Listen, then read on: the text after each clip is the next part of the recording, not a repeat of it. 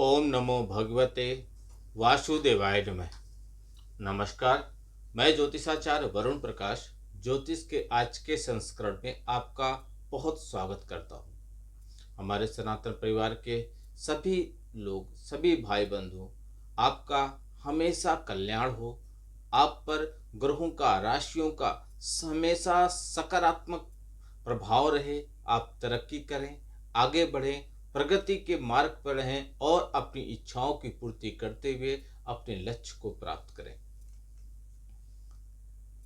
2025 कई मामलों में बहुत ही इम्पोर्टेंट वर्ष है। 2025 में 4 प्रमुख ग्रहों का गोचर हो रहा है, जो बहुत धीरे रफ्तार से उनका स्थान परिवर्तन होता है, जो एक राशि से दूसरी राशि जाने में काफी समय लेते हैं। जिसमें सबसे पहले स्थान पे आते हैं शनिदेव, जिनका 29 मार्च को गोचर हो गया। वह अपने राशि के, जिस राशि के स्वामी थे कुंभ राशि, वहां से निकलकर वह अब बृहस्पति की राशि मीन राशि में प्रवेश कर गए हैं, जिससे कुंभ राशि पर शनि की 7.5 का अंतिम वर्ष, मीन राशि पे द्वितीय वर्ष और मेष राशि पे शनि की 7.5 की शुरुआत हो गई। दूसरा, जब वह कुंभ राशि से निकलकर मीन राशि में शनिदेव गोचर करेंगे तो वह अब 3 जून 2027 तक वहीं पे रहेंगे। उसके बाद गुरु 14 मई को, देवगुरु बृहस्पति 14 मई को मिथुन राशि में प्रवेश करेंगे और उसके बाद राहु और केतु 18 मई को, यानी कि मई में 2 गोचर होगा बड़ा। एक तो 14 मई को देवगुरु बृहस्पति का और 18 को होगा राहु और केतु का। राहु कुंभ राशि में और केतु सिंह राशि में जाएंगे और 6 दिसंबर 2026 तक वहीं पे रहेंगे। तो आज का मेरा यह वीडियो राहु के गोचर पे है। शनि देव का गोचर जब हुआ, किन राशियों पर क्या प्रभाव पड़ेगा, उसका मैंने विस्तार पूर्वक वीडियो बनाकर दिया। देवगुरु बृहस्पति का जब गोचर होगा, किन राशियों पर कैसा प्रभाव पड़ेगा, उसका भी मैंने विस्तार पूर्वक आपको वीडियो बनाकर दिया है। आप मेरे चैनल पे जाकर अपने राशि के अनुसार से देखकर और क्या सावधानी बरतनी है, क्या करना चाहिए, क्या करने से आपको लाभ मिलेगा, वह सब मैंने विस्तार पूर्वक बताया है। आज का मेरा यह विशेष ब्लॉग राहु के गोचर पर रहेगा। इसके बाद अगला वीडियो आप केतु के गोचर पर देखेंगे। तो सबसे पहले समझिए राहु के बारे में।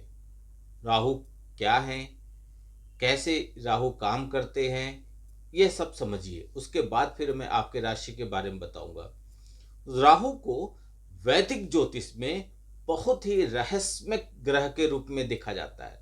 बहुत इनका रहस्य बहुत होता है, कुछ समझ में नहीं आती है। राहु के बारे में यह कहा जाता है, यदि आप राहु को प्रसन्न कर ले जाते हैं, वैसे तो कलयुग में खास तौर पे राहु केतु और शनिदेव को प्रसन्न कर ले जाते हैं तो समझिए आपका तो बहुत बड़ा काम बन जाएगा। लेकिन यदि आप राहु को प्रसन्न कर ले जाते हैं, राहु पे इसलिए केंद्रित हूँ क्योंकि आज का विशेष ब्लॉग राहु पर ही संबंधित है। एक बात और आपसे निवेदन करूंगा, हमारे सनातन परिवार के सभी बंधुओं से, हमारे परिवार के आप सदस्य हैं, वीडियो को यदि अभी अभी आप देख रहे हैं तो लाइक कीजिए, सब्सक्राइब कीजिए और लोगों तक पहुंचाइए, शेयर कीजिए। यदि आपको कुछ भी कमेंट बॉक्स में नहीं लिखने को है तो आप जय श्री राम लिख दीजिए। चलिए आगे बढ़ते हैं। तो राहु किसी इंसान को, यदि आपकी कुंडली में राहु अच्छे पोजीशन पे हैं तो रंग को भी राजा बना देते हैं, और यदि थोड़े से भी वो अच्छे पोजीशन पे नहीं है तो राजा को रंक भी बना देते हैं। कुछ समझ में नहीं आता कब क्या दे देंगे, कुछ समझ में नहीं आता कब क्या छीन लेंगे। यह कूटनीति और राजनीति दोनों देने वाले ग्रह है राहु। यदि धार्मिक, राहु क्या है समझिए, यदि धार्मिक मान्यताओं को देखा जाए तो एक दैत्य था स्वरभानु।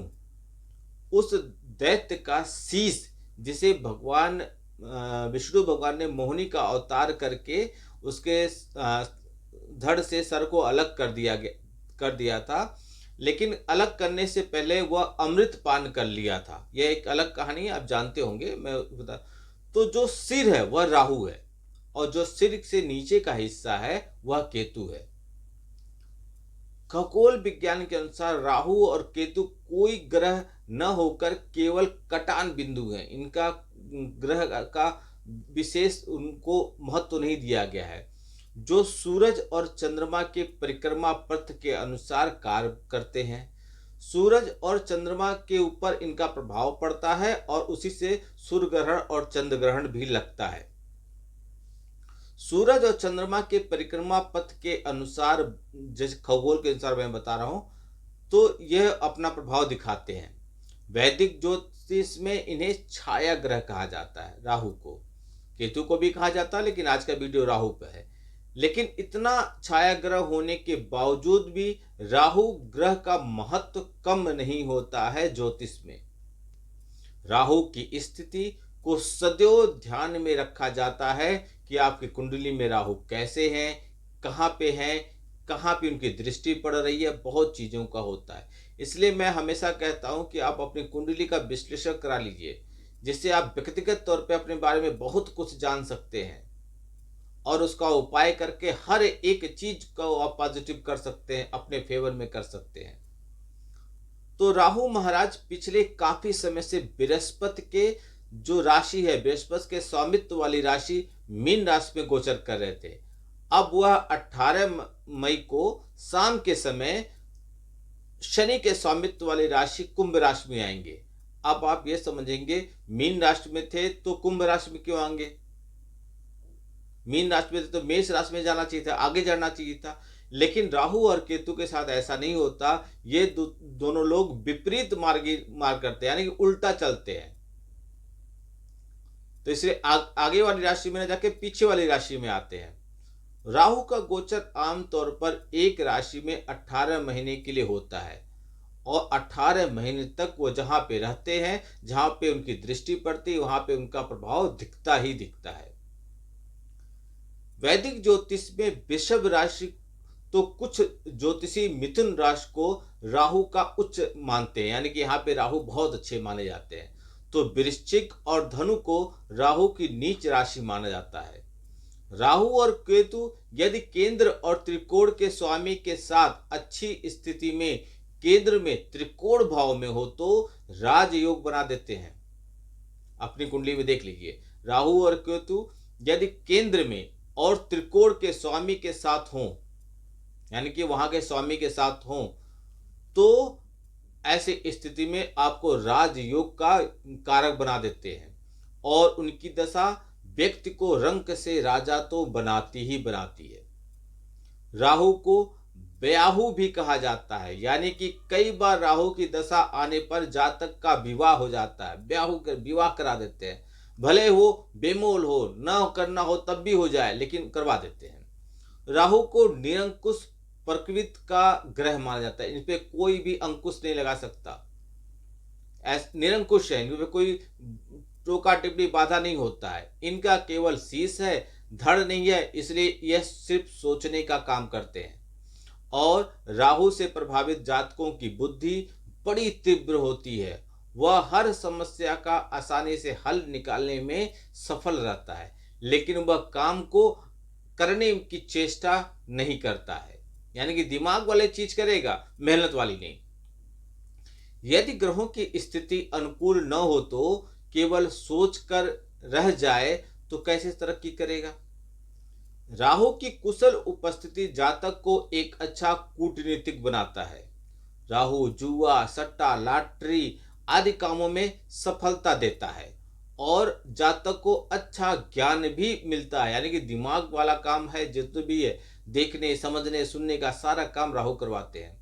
वर्तमान समय में आईटी का युग है और इसमें भी राहु का प्रभाव सर्वाधिक देखा जाता है। राहु की विशेषता यह है कि वह सदैव उल्टी चाल चलते हैं, वक्री चाल चलते हैं। इस प्रकार किसी राशि में आगे बढ़ने के बजाय वह पिछली राशि में चले आते हैं। जैसे ही मीन राशि में राहु का गोचर हो रहा था, तो अभी वह मेष राशि में न जाकर कुंभ राशि में गोचर करेंगे। कुछ विद्वान ऐसे भी हैं जो राहु को कोई दृष्टि नहीं मानते, जबकि कुछ विद्वान राहु की 3 दृष्टि मानते हैं, पंचम, सप्तम और नवम। हर ग्रह की सप्तम दृष्टि तो होती ही है, किसी किसी ग्रह की 3 दृष्टि होती है। उसमें से राहु भी हैं, उनकी दृष्टि है पंचम, सप्तम और नवम। हालांकि ऐसी मान्यता है कि राहु जिस भाव में होता है उस भाव के फलों को खींच लेता है। 2025 में राहु की स्थिति की बात करें तो राहु का गोचर तीसरे भाव, छठे भाव और एकादश भाव में सर्वाधिक उपयुक्त होता है, सबसे अच्छा होता है। फिर भी विभिन्न ग्रह स्थितियों और कुंडली के भावों के आधार पर राहु के शुभ अशुभ प्रभाव देखने को आपकी इस कुंडली में उनकी स्थिति के अनुसार ही मिलेगा। राहु 2025 के इस विशेष वीडियो में हम आपको बताएंगे कि राहु के कुंभ राशि में गोचर होने से किन राशियों पर कैसा प्रभाव पड़ेगा, क्या सावधानी बरतना है और क्या उपाय कर लें जिससे उनको सारी समस्याओं से मुक्ति मिल जाए। सिंह राशि। सिंह राशि के लिए राहु का गोचर आपके राशि के सप्तम भाव में होने जा रहा है। सप्तम भाव में राहु का गोचर आपके लिए मिला जुला परिणाम लेकर आएगा। आपको अपने रिश्तों को यानी कि आपके वैवाहिक जीवन को संभालना होगा, क्योंकि इस दौरान आप और आपके जीवन साथी के मध्य अनेक प्रकार की गलतफहमियां जन्म ले लेंगी, जिसकी कीमत आपको अपने रिश्तों में तनाव से चुकाना पड़ेगा। आपको अपने जीवन साथी से सत्य बोलना चाहिए और कोई भी बात छुपाने से बचना चाहिए। यदि आप दोनों के बीच किसी बात को लेकर मतभेद चल रहा है तो आपस में बैठकर उसे दूर करने का प्रयास कीजिए और बाहर के किसी तीसरे व्यक्ति की सहायता इस काम में बिल्कुल मत लीजिए, नहीं तो और परेशानी बढ़ जाएगी। राहु के इस गोचर के दौरान आपको अपने व्यापार पर विशेष ध्यान देने की आवश्यकता पड़ेगी।